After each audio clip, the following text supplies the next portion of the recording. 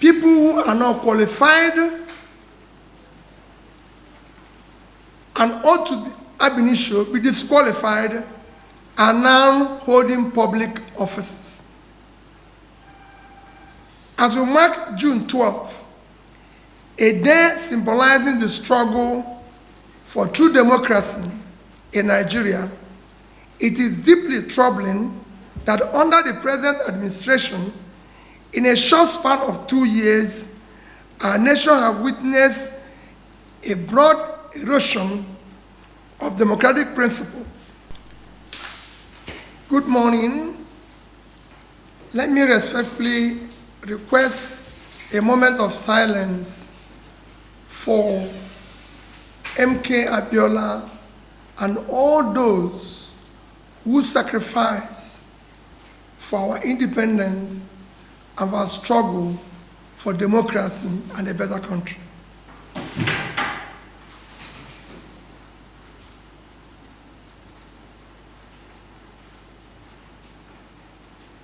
May his souls and all souls of faithful departed, through the mercy of God, rest in peace.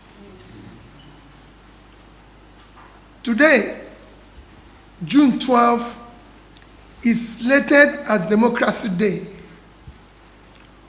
Most unfortunately, in our present state, our dear country, Nigeria, cannot be justifiably classified as a democratic country. The vital indicators of democracy are noticeably absent. Some do not even exist. Democracy is said to be a government of the people, by the people, and for the people. Yet, none of these three measures exist in our democracy today. Rules, regulations, requirements to participate in election or be elected for are not followed. Consequently, people who are not qualified and ought to be ab initio be disqualified are now holding public offices. As we mark June 12, a day symbolizing the struggle for true democracy in Nigeria, it is deeply troubling that under the present administration, in a short span of 2 years, our nation has witnessed a broad erosion of democratic principles. There has been a corresponding decline in security and the quality of life for millions of Nigerians. We have traversed from rigged elections to collapsing social service, from soaring poverty to rising corruption, and from seemingly stable economy to parlous economy. It is most troubling that in 2 years in office, the present government has brought our nation to the point where our leaders now celebrate and endorse failure, lies, and propaganda. The government today, rather than show genuine accountability and measurable progress, focuses on manipulating the narratives, gaslighting the public, shifting blame, and weaponizing governance. Meanwhile, Nigerians live in a worsening and worrisome insecurity, widespread corruption, hunger, and general despondency. There are no clear benchmarks for measuring tangible development as we continue to witness the collapse of key indicators like education, healthcare, and poverty alleviation, which are the parameters for measuring national progress. Simple comparison of what has happened in the past 2 years now relies on propaganda and misinformation to mark misgovernance. Our country today can best be described as a nation declining fast in all its facets. The security of lives and property has worsened, and the rule of law is virtually non-existent. These are hard, verifiable facts. On May 29, 2023, when this government was sworn in to office, Nigerian gross domestic product, GDP, was $364 billion. As of today, it has declined to $188 billion, a decline of almost 50%.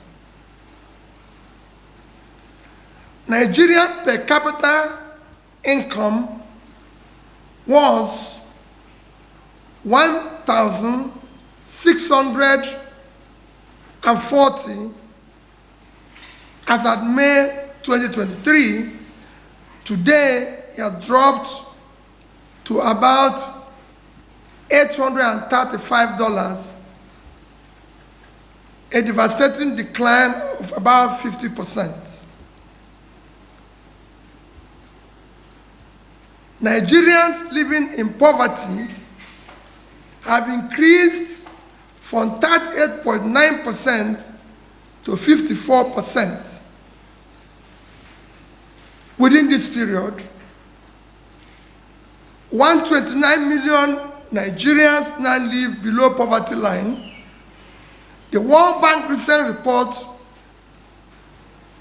stated that 75% of Nigerians in rural areas now live below poverty, and the situation is even more in urban areas. Our education sector has deteriorated significantly. Today we have 18.3 million children out of school, the highest in the world. The quality of education has deteriorated. Our children are now being taught science without science lab and computer without computers. They are now taking exams in darkness with candles. There's not even glitches in the exams. Health services have worsened drastically. The National Primary Health Care Development Agency declared that less than 20% of over 30,000 primary health care centers across the nation are functional. I've even recently visited some where there are delivery rooms without toilets. The United Nations Agency recently reported Nigeria as the worst country to give birth, with one death recorded every 7 minutes.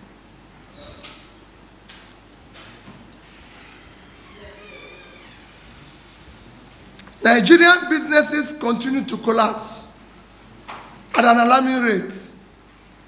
Within these 2 years, approximately 7 million micro, small, and medium enterprises shut down and folded up across the country. Over 80 manufacturing companies have permanently closed their operations. Funding costs of raw materials and energy costs have surged to an incredible level, making these manufacturing companies to close down. Over 15 major multinational companies, including GlaxoSmithKline Beecham, Diageo, Procter & Gamble, to name a few, have exited due to harsh operating environment. A hunger crisis arising from food insecurity has deepened in these 2 years.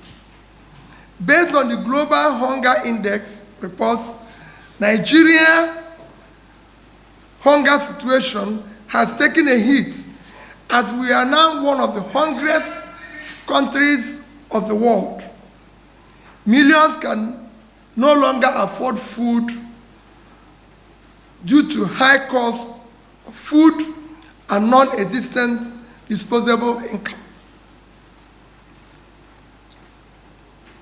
Our national population is experiencing mental health crisis, as the mental health and stress level within this period have increased drastically.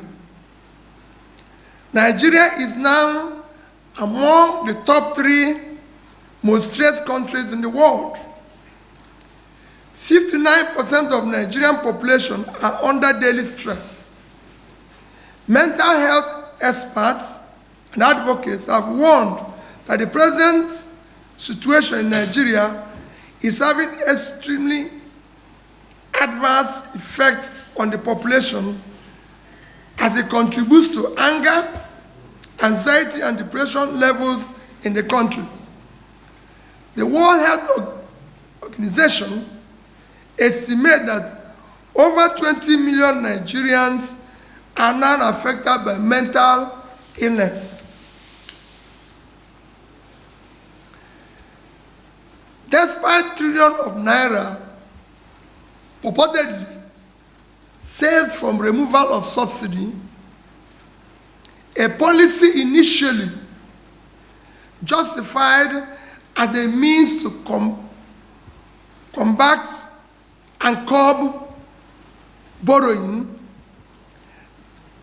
the present government has, within 2 years, borrowed more money than the administration of President Umaru Yar'Adua, President Goodluck Jonathan, and President Muhammadu Buhari combined.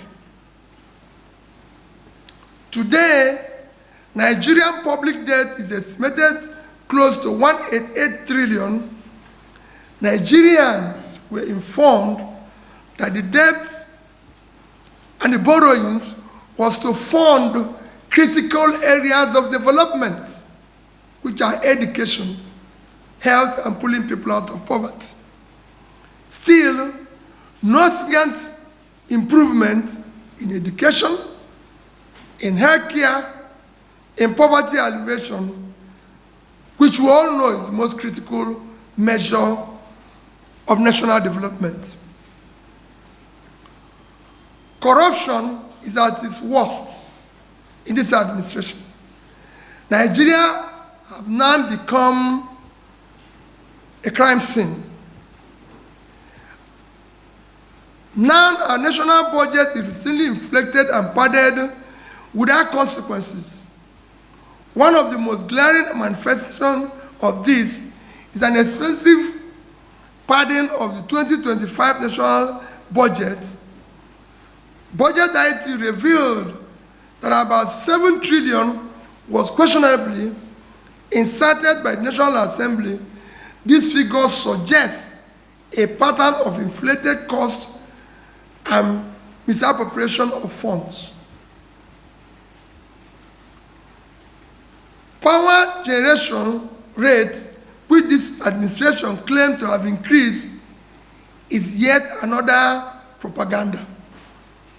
The only increase in power are the excessive high tariff being paid by Nigerians. The clear indication of this is instant failure of our national grid and darkness. In 2022, Nigerian electricity tariff for consumers averaged as 64 naira per kilowatt hour.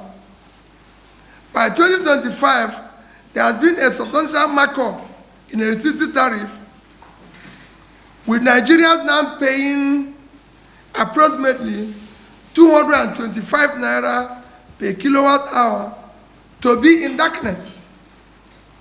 What we have now is more tariff for more darkness. Nigerians should not forget the firm promise of Mr. President while campaigning 22nd of December 2022, and I quote, "If I don't give you constant power in the next 4 years, don't vote for me for second tenure." It has now been 2 years of constant darkness. This is already a midterm for the administration. We look forward to when he will fulfill this his categorical promise.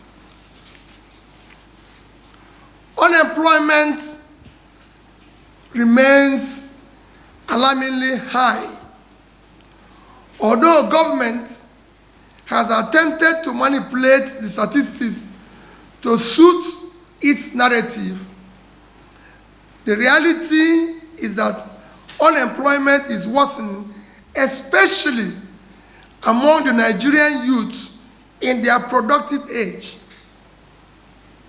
Majority of Nigerian youths are not in education, in employment or training category 8.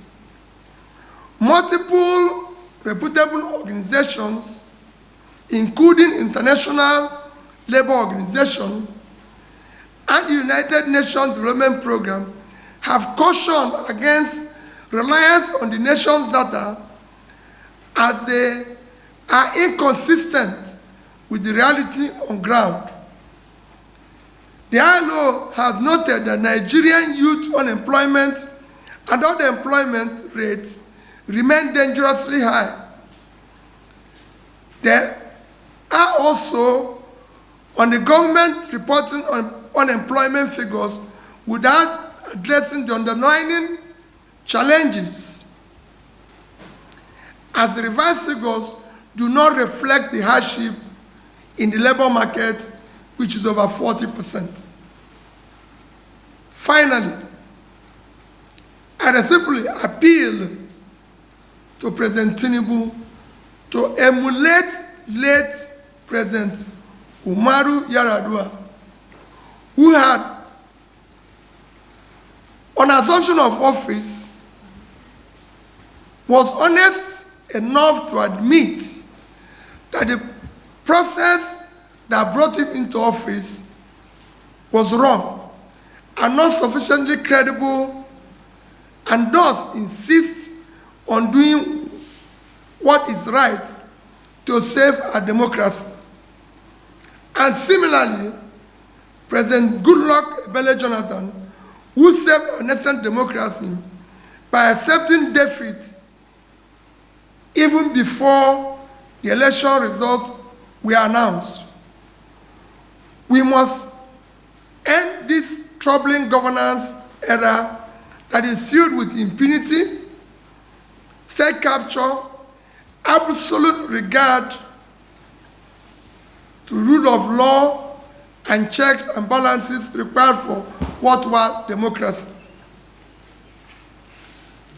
Accordingly, this administration must start upholding the rule of law and ensure there is transparency and real progress to the people. The president should stop touring outside Nigeria and use the remaining 2 years to tour the Nigerian state. Mr. President, you have already made over 30 international trips, spending over 150 days outside Nigeria. If you tour Nigerian states an average of 2 days each, it will only be about 72 days, which is half of the time you spent outside on foreign trips. You must then go around Nigeria to see for the first hand what your citizens are going through. It is time to stop governance by remote control. We must endeavor forthwith to end insecurity and resettle all Nigerians living in internally displaced persons camps. It is unacceptable that millions of our fellow citizens remain in the displaced camps in their own home state and fatherland, while the rest of us live in comfort and in some cases opulence. Allow the electoral body in the country to truly be independent. The very agency that is supposed to serve as an independent electoral body for Nigerian elections has lost its neutrality and credibility and now operates as an extension of APC government, thus undermining democracy, eroding public trust, and turning elections into endorsements rather than credible contests. Aggressively tackle economic problems by expanding agricultural and manufacturing productivity through measures that will secure our farmers to go back to farms and reduce production costs for manufacturers in order to boost productivity, employment that will in turn contribute to national growth and generate even more revenue for the government. This is a better approach than attempting to increase tax in an unproductive economy, which will only lead to less growth. This is time to stop propaganda and lies, and let us make Nigeria the democratic country it ought to be. I respectfully call on Nigerians not to give up, but to put all hands on deck. Now it's time to demand accountability, genuine leadership, and a government that prioritizes the welfare, security, democracy of its citizens over empty rhetorics and propaganda. A new Nigeria is possible. God bless Federal Republic of Nigeria. Thank you.